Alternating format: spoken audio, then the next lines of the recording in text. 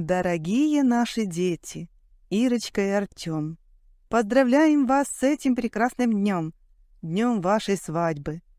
Пусть счастье всегда царит в вашем доме, а чтобы было где царить, дарим вам от всех родственников квартиру.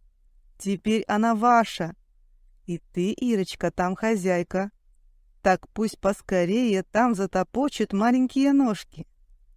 Елена Ивановна протянула сыну связку ключей с красным бантиком и расцеловала его и теперь уже невестку Ирину.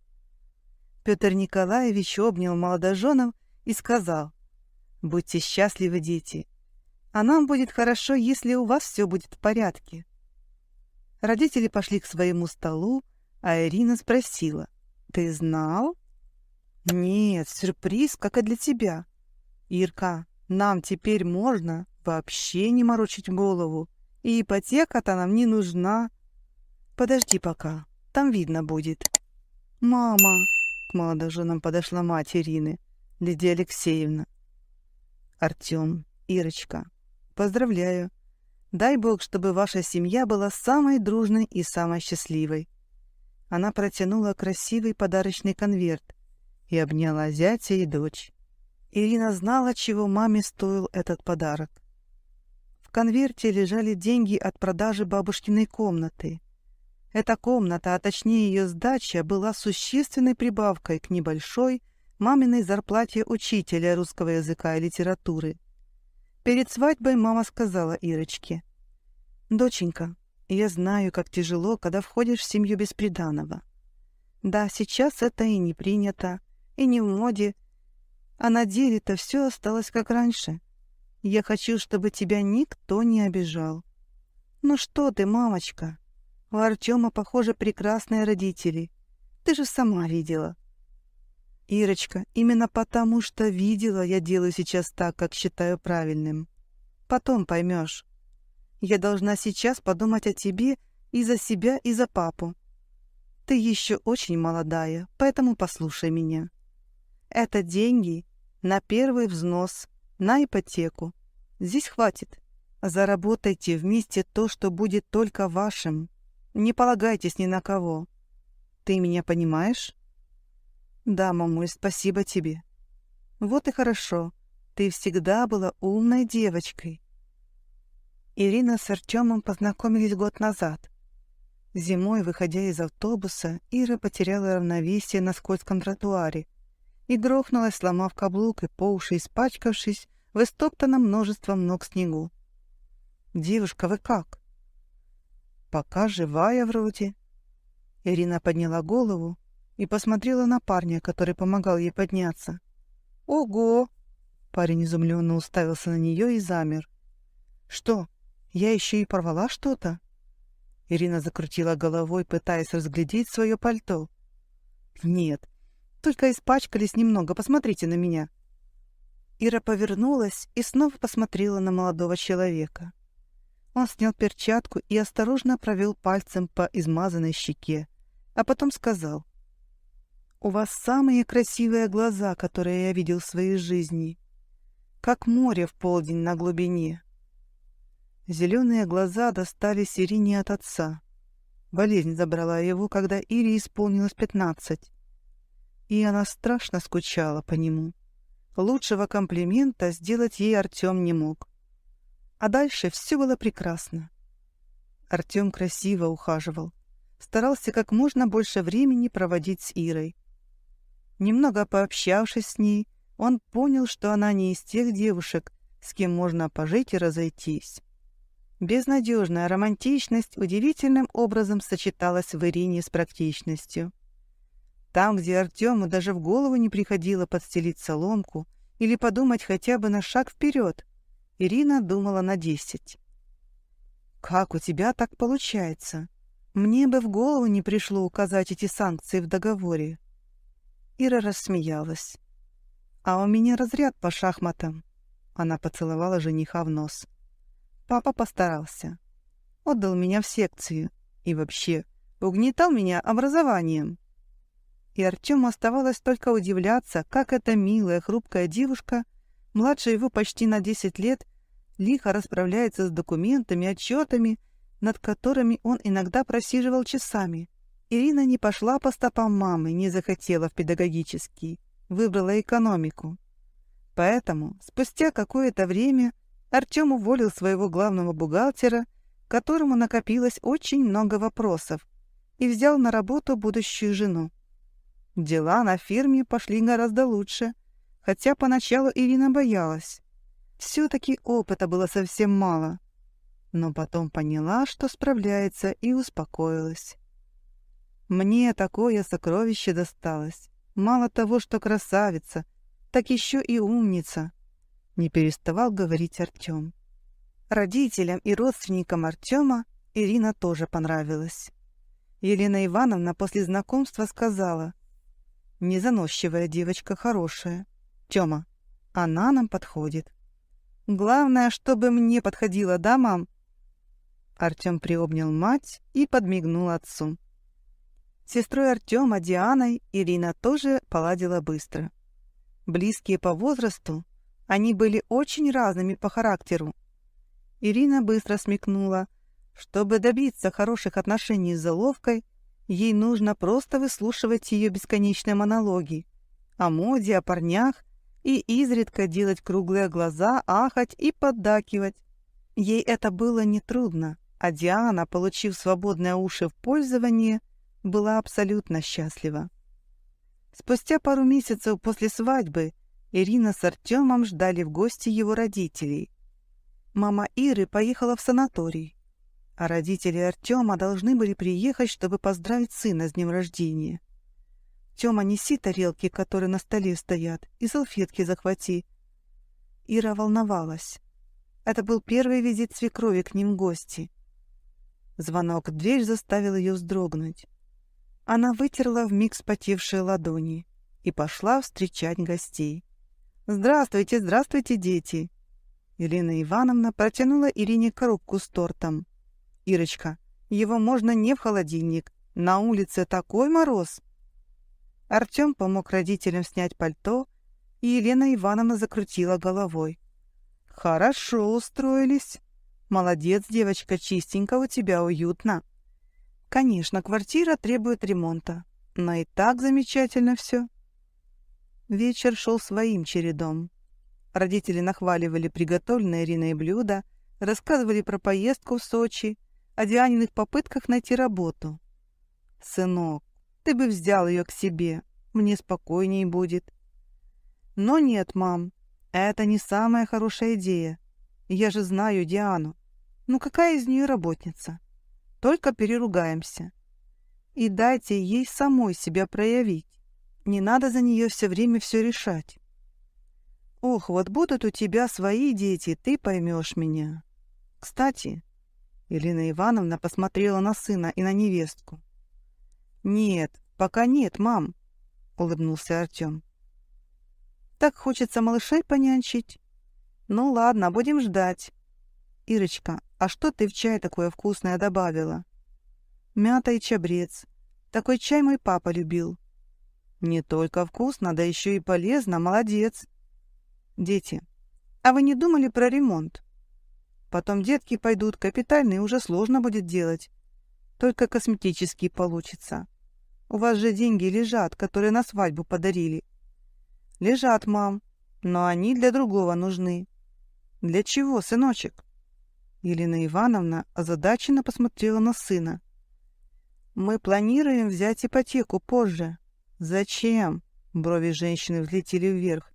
«Вам места мало в трехкомнатной квартире?» «Нет, конечно. Мам, ну не ко времени сейчас этот разговор. А где тортик? Мне свечки сегодня задувать или как?»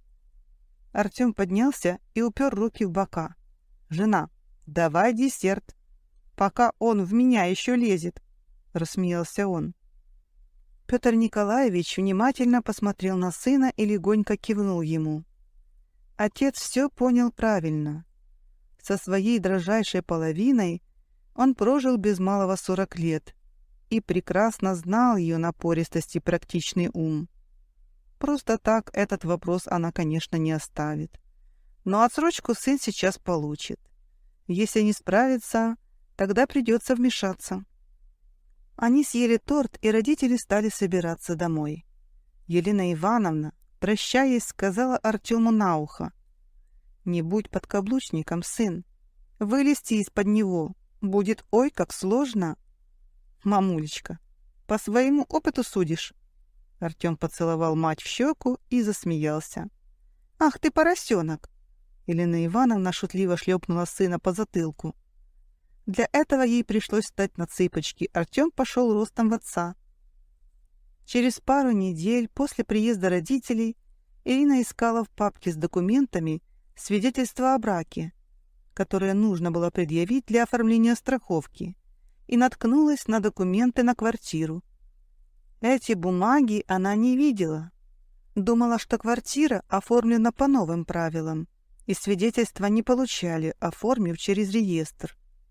Но оказалось, что квартира куплена до вступления в силу нового порядка, и свидетельство вот оно. Ирина озадаченно смотрела на графу, в которой был вписан владелец. Очень интересная информация. Квартира принадлежала вовсе не Артему. Она была оформлена на Елену Ивановну. Ира порылась в папке, может быть, еще что-то, но нет других бумаг, касающихся квартиры. Она задумалась. Потом глянула на часы и заторопилась. Она уже опаздывала. Вечером она спросила у Артема: «Тёмочка, а квартира на кого оформлена?» «На маму». «Понятно. То есть на тебя она не переоформляла ее?» «Нет, там беготни с документами столько, что пока решили оставить все как есть». «Ириш, ты чего? Это же родители». «Нет, я ничего, все в порядке». Ира отвернулась к столу, нарезая хлеб. «Кстати, мама вчера опять тему с ремонтом подняла, когда я заезжал». «Тёма», — Ира положила нож и присела, — «я тебе не говорила пока». «Но не до ремонта нам сейчас будет». Ира взяла руку мужа и приложила к животу. «Серьезно, Ирочка? Да?» «Да, мой хороший, ты станешь папой». Через несколько месяцев Ирина чуть-чуть раньше срока родила здоровую двойню. Счастью не было предела, а когда восторги поутихли, Артем занялся оформлением документов и пропиской близнецов. Он приехал к родителям. Отец был на работе, но ему нужна была как раз мама. «Нет, Тёма, я против». Елена Ивановна поставила перед сыном тарелку. «Это же дети.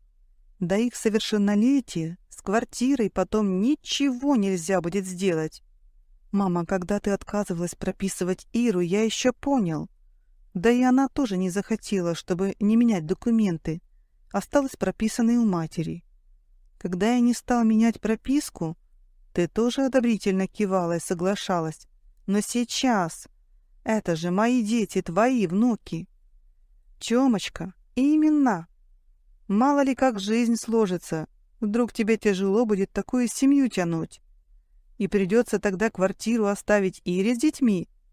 Ну нет, мы не для того ее покупали. А для чего, мама? Для чего были эти жесты на свадьбе? Удивить родню? Кому нужна эта показуха? Артем, выбирай выражение. Я подхожу к этому вопросу с практической точки зрения. Кроме тебя есть еще Диана. Соберется замуж и что? Еще одну квартиру покупать? Или разменивать эту нашу с папой? Интересно. А ты когда собиралась мне сказать об этом?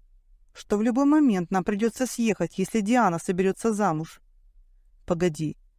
Так вот почему ты настаивала на ремонте. Ты хотела, чтобы мы вложили деньги, подаренные на свадьбу, и тебя не смутило, что большая часть — это то, что подарила нам Лидия Алексеевна? То есть квартира не наша, а деньги общие мы должны туда вложить. Ну, мама, ты очень, прямо вот чересчур практичная женщина. А отец об этом знал? Нет, я не говорила, он не спрашивал. Ясно. Артем отодвинул тарелку и встал. Поеду, поздно уже. Ира там одна с детьми. Ничего страшного. Она же мать, справится. Она же не многорукий индийский бог, мама. У нее только 2 руки. Артем ехал домой и старался успокоиться. Ирине нельзя показывать свое состояние. Ей категорически нельзя нервничать. После родов у нее нашли какие-то изменения в сердечном ритме, и врач запретил любые стрессы. «Тёмочка!» Ирина вышла из спальни и прикрыла дверь, приложив палец к губам. «Тише, только уложила. Ты как? Я уже заждалась. Ужинать будешь?» «Буду. Я голодный, как волк». Артем обнял жену и прижал к себе. «Погоди, ты же к родителям собирался». «И я там был». «И мама тебя не покормила?» Ирина насмешливо прищурилась. «В жизни не поверю». Артем нахмурился и опустил глаза. «Тёма, ты что?» «Ириш, тут такое дело...» Мама отказалась прописывать детей. Ирина улыбалась. «Да, и меня заодно. Снова. Я же их тогда пропишу без спроса». «А откуда ты?» Артем удивленно посмотрел на жену. «Тёма, я же тебе говорила, не надо этого делать. Моя мама готова прописать их к себе, пока мы не купим квартиру или дом. А я решил сделать по-своему. И ты была совершенно права, не стоило. Ириш, эта квартира записана на маму, да-да, я помню. Кстати, а документы почему у тебя лежат?» «Я не помню. Кажется, счетчики меняли или еще что-то такое. Мама отдала тогда». «Так вот, почему ты все время съезжала с темы ремонта здесь». «Ага. И вот почему я все время регулярно откладывала деньги на счет. Тёма, мы можем покупать квартиру. А еще лучше давай дом поищем. Конечно, без ипотеки нам не обойтись. Но первый взнос у нас будет уже ого-го, и проценты получаются не такие большие, как за аренду. Это будет именно наш дом, где мы будем настоящими хозяевами. И нам не придется ни с кем ссориться из-за того, что мы хотим что-либо сделать. И с мамой ты помирись, пожалуйста. Худой мир лучше доброй ссоры, Тём. Этот конфликт никому не нужен. Просто нам нужно сделать так, чтобы мы ни от кого не зависели. Эта квартира мамина? Ну и замечательно. Пусть и дальше принадлежит ей. А зачем тогда они подарили? Ну, будем считать, что они подарили не квартиру, а возможность пожить здесь и собрать деньги на собственное жилье. Это тоже дорогого стоит, так ведь? А небольшие показательные выступления на свадьбе лучше простить и забыть. Как ни крути, она твоя мама. Она за тебя беспокоится. За меня или детей она беспокоиться может, конечно, но вовсе не должна. Я не ее ребенок. А внуки, ну что внуки? Это мои дети. Мне о них и беспокоиться. Да-да, разумеется, и твои тоже. Ира поцеловала мужа. Может быть, год назад я бы и рассуждала по-другому. Но сейчас немножко ее понимаю. Совсем немножко. Ирина рассмеялась. Артем взял жену за руки и, поочередно поцеловав их, сказал: «Мне в жены досталась самая умная и красивая женщина на свете. Ирка, я тебя люблю». «Я тебя тоже. Пошли ужинать, пока банда не проснулась». Спустя полгода они перебрались в новый дом. Пришлось постараться, пока смогли найти что-то подходящее. Нужно было думать о будущем, поэтому они искали район, где есть садик и хорошая школа. «Ирочка, здравствуй!» Елена Ивановна зашла на кухню и первым делом вымыла руки. «Здравствуйте, Елена Ивановна!» Ирина улыбнулась и вручила свекрови ложку, которой кормила дочку. Та с удовольствием приняла эстафету. Малыши сидели, как птенчики, на высоких стульях и открывали ротики, ожидая вкусного фруктового пюре, которое мама приготовила. «Докормите их?» «А я почту проверю. Артем должен был документы прислать». «Конечно, иди. Когда ты только все успеваешь. И с детьми, и по дому, да еще и работать. «Я ничего не успеваю», — засмеялась Ирина. «Вот вы приехали, и у меня будет аж час времени, и я столько всего успею, даже голову помыть, а это уже праздник». Ирина засмеялась и вышла из кухни, а Елена Ивановна повернулась к детям. «А ну-ка, открывайте ротики. За маму вашу чудесную. Так, а теперь за папу». Ребятня послушно открывала рты, где уже торчало по паре зубов. «Ого, скоро будете кушать бабушкины котлетки? Ай, молодцы!» Ирина заглянула на кухню и улыбнулась. Переругаться дело нехитрое, а вот установить свои правила — это сложно. Пока игра на моем поле. Спасибо вам, мамочка и папа, за науку. All right, everyone's presentations are done. Nick, the manager, said as he tried to move the discussion forward. Excuse me, I haven't. I recently found out something. Nick interrupted me and began to speak. There's apparently someone in this department who didn't graduate high school and is just a part-timer. Meetings should be for employees only. Absolutely right. His lackey, Mike, of course, agreed with Nick. I'm leaving. After leaving the meeting room, I started to shut down my computer. I noticed that an email had arrived, not in my personal inbox, but in the company's shared email. Thinking, there's no point in speaking up, no one will listen, I went home quietly. The next day, I heard a commotion from Nick's desk. He was staring at his computer screen, his face pale. Nick? Is something wrong? Mike looked at the screen with him.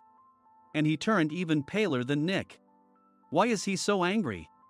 Knowing the reason for Mike's distress, I thought to myself, serves them right. My name is Adam. My mother passed away when I was in the 9th grade, and I was raised by my father. Well, you could hardly call it being raised. After my mother passed, my father changed. He drowned his sorrows in alcohol, and though he still went to work, he squandered our living expenses on horse racing. Because of that, I had to start working part-time as soon as I entered high school. Every month, I went to the convenience store with bills in hand that couldn't be auto-deducted from my father's account. Even though I endured it because I didn't want to be alone, I reached my limit in my second year of high school and dropped out. I found a live-in job at a distant inn. Thank you for everything. The day I left home, my father, still staring at the TV, spoke. Take care. That was our last conversation. Back then, 18 wasn't the age of majority, so I needed my father's permission to work, and I couldn't hide my place of employment. Yet, my father never visited me even once. I kept working just to survive, and before I knew it, I was 42. Years of hard work paid off, and I was transferred to the headquarters. I was thrilled to be recognized by the company, as I thought I'd be working in the field until retirement due to my lack of formal education. Listen up.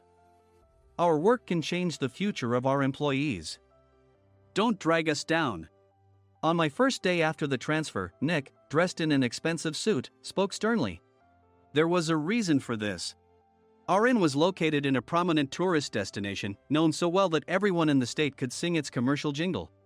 At its peak, we had 5 locations within the state. But that was long ago. Due to financial difficulties and aging facilities, only the place where I had worked for many years and the original establishment remained.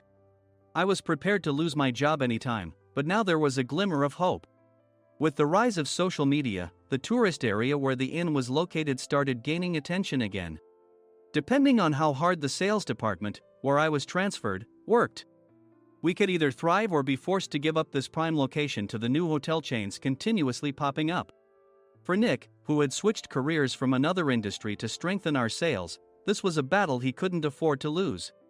I understood why he had to be strict. I will do my best. Nick sneered at my enthusiastic declaration.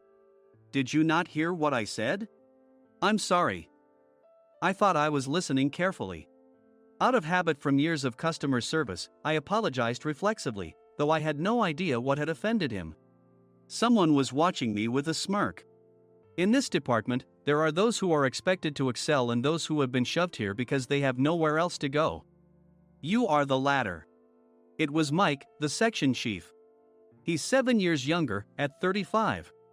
But he was called to headquarters much earlier than I was and had been moving around within the headquarters ever since. I'm not jealous, but I can't accept that he's my boss. Graduating from a prestigious university, he has an unusually high pride and caused many problems as a newbie, making things very difficult for me when I was the front desk leader. When I found out Mike was transferred to the sales department a month before me, I was disheartened. Mike is right. With just a middle school diploma, there's not much you can do. Don't even think about achieving results. As if I didn't exist, Nick remarked, I'm thirsty. Mike eagerly ran to the coffee maker. It seems Mike is Nick's lackey. I regretted being happy about my transfer to headquarters, wishing I had stayed on site forever. Send a direct mail to every company on this list by the end of the day. Nick only assigned me tasks that even a new graduate could handle. What? There are over 1,000 companies. You want me to send to all of them by today? Yes, if you and your fellow misfits split the work, even those with nowhere else to go should finish by today. I glanced at the employees typing away expressionlessly.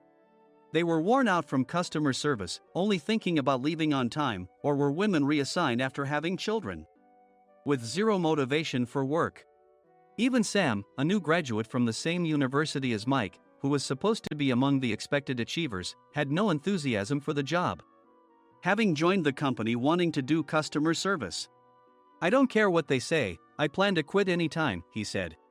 Only Nick and Mike were highly motivated, making all the decisions between the two of them. I originally only wanted to work at the inn to survive and had no particular attachment to this job. I swallowed my words, thinking I had no right to reprimand them. About a month after the transfer, Nick told us with a frustrated look. To commemorate the 50th anniversary, we've decided to create a plan exclusive for one group per day. Originally, Mike and I were supposed to come up with it, but our president, Mr. Thompson, insists on hearing everyone's opinions. So, you all get a chance. As Nick explained, Mike began handing out prints. Make sure not to embarrass Nick. If your ideas are half-baked, you'll have to redo them. It seemed that they had printed his handwritten notes by Mr. Thompson, which included several questions and a section for free responses. It made sense why Nick had to seek our input, given that all responses had to be submitted to Mr. Thompson. We were given a week to think about it, and a meeting was scheduled to compile our ideas. My plan is to let guests enjoy both the old and modern America.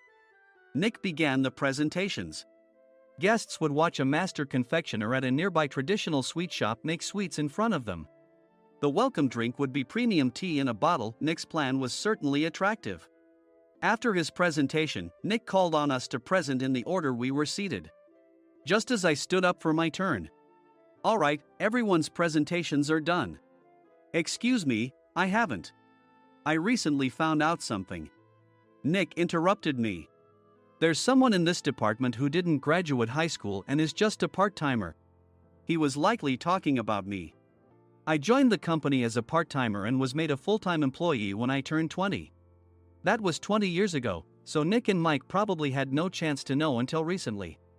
Meetings should be for employees only. Absolutely right. After that, Nick kept creating opportunities to solicit everyone's opinions, purposefully excluding me from speaking.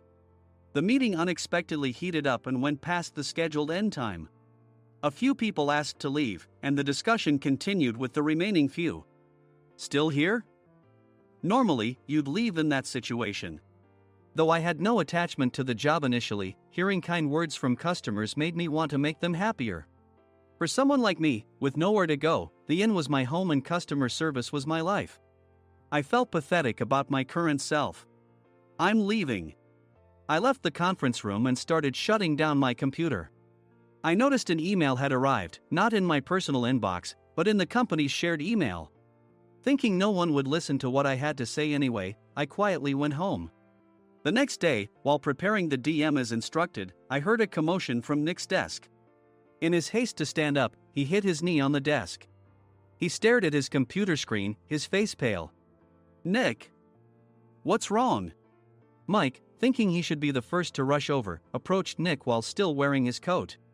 He peered at the screen with Nick. and he turned even paler than Nick. Why is he so angry? Who is responsible for this company? Nick, more irritated than ever, asked, and Mike answered without checking. Probably Sam.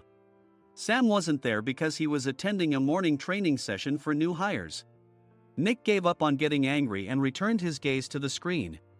They were looking at an email that arrived right after the end of the working day yesterday. Apparently, no one, including me, had checked it before leaving. The email was from a large company that used us for their annual employee trips. The president and executives of that company also frequently used our services personally. President of the company, Mr. Mason himself, had declared that neither he nor his company would ever use our services again. Well, some companies cancel their employee trips or stop using our services due to financial struggles. Let's just move on. Mike kept wiping the sweat from his forehead with a handkerchief. Knowing why Mike was so agitated, I quietly watched their interaction. Do you know how much revenue we get from that company? We can find other guests to fill the rooms, but we'll lose the banquet costs, gift shop revenue, rental car fees, and more. Moreover, the gifts were supposed to be prepared by the traditional confectionery shop involved in Nick's proposed plan. If it's known that we incurred such a huge loss at this critical time, Nick's position in the company would be jeopardized. Nick took a deep breath, seemingly trying to calm himself. All right, Mike. Go to New York right now and apologize to Mr. Mason. What? You're coming with me, right? I have urgent work to do. I trust you, which is why I'm entrusting this to you. Please. Mike, believing Nick's sincerity, agreed with a determined look on his face, saying, yes. That's Nick for you. Even if Mike went to apologize, Nick would shift all the blame onto him if the client didn't change their mind. Well, it was Mike's fault to begin with, so it served him right. About 3 hours later, Sam answered a call from somewhere and repeatedly apologized, saying, I'm very sorry. Everyone watched to see what was happening. After ending the call, he informed Nick with a weary tone. When Mike arrived at the client's company, he only made things worse, further infuriating Mr. Mason. He was demanding, get his boss here immediately. It was no wonder Sam was exhausted, dealing with such a call right after returning from training. What is that idiot doing? All right, Adam, you're coming with me. If sacrificing Mike didn't work, then I must be next. Normally, I'd want to refuse at all costs, but I saw an opportunity in this situation. If I can be of assistance, I'd be happy to join you. I obediently followed Nick, and we flew to New York. When we introduced ourselves at the reception, it became clear how serious the situation was, as the receptionist personally escorted us to the president's office. Angry voices leaked through the door, making both Nick and me uneasy. Excuse me. I'm Nick, the supervisor. I understand my subordinate has caused you trouble, and I deeply apologize. Nick, with his experience in the corporate world, knew enough to offer an apology before excuses. However, his customer service skills left much to be desired. I sighed as I saw Mike trembling like a small dog in the corner of the room. What kind of training are you giving your subordinates? Mr. Mason glared at Nick with a red face. The intensity of his gaze made even Nick take a step back. Regrettably, I joined this company only 2 years ago and was unaware of Mike's issues. I should have identified his shortcomings sooner. Indeed. I should have realized sooner. No sensible person would come to apologize and then give a lengthy presentation on the drawbacks of not using their in. Nick froze, his mouth slightly open.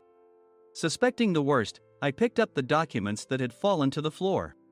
It seemed Mike hastily prepared these documents on the plane, listing the disadvantages. Disadvantage 1: if you change the venue for the company trip, employees might suspect it's for cost-cutting reasons, leading to a negative impression. Reading it aloud half-jokingly, Nick snatched the papers from my hand and checked the contents with a furious expression. Among the stack of documents was a receipt from a nearby convenience store's copy machine. I felt a pang of dread, hoping he hadn't shown the receipt as well. What do you think he said when I asked what kind of nerve he had to do this? I'm very sorry. Faced with the dire situation, Nick must have thought there was nothing left to do but apologize. In a voice smaller than I'd ever heard from him, he uttered words of apology. He said, I'm a Harvard graduate. I don't believe I said anything wrong. Mike!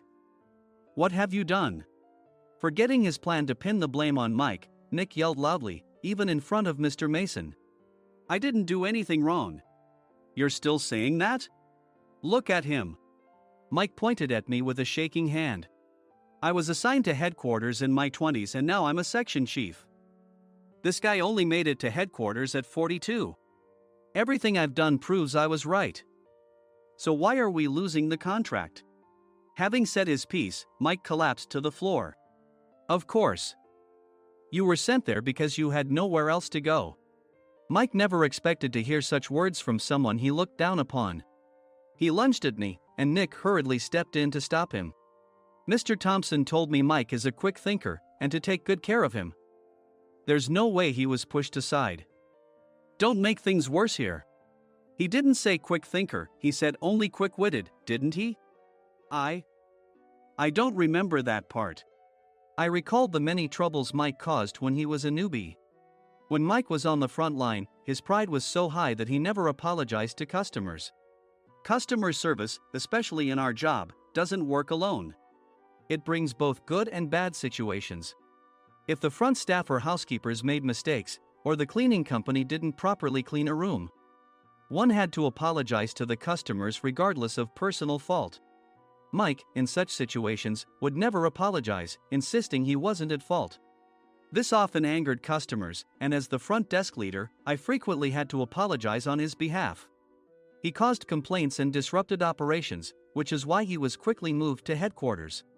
In departments where he didn't interact directly with customers, his quick thinking was beneficial and things went well. But it seemed his flaws were starting to show. Corporate reservations are supposed to be entered into the system by the sales representative. But a quick check yesterday revealed that more than 10 items were missing from the client's reservation.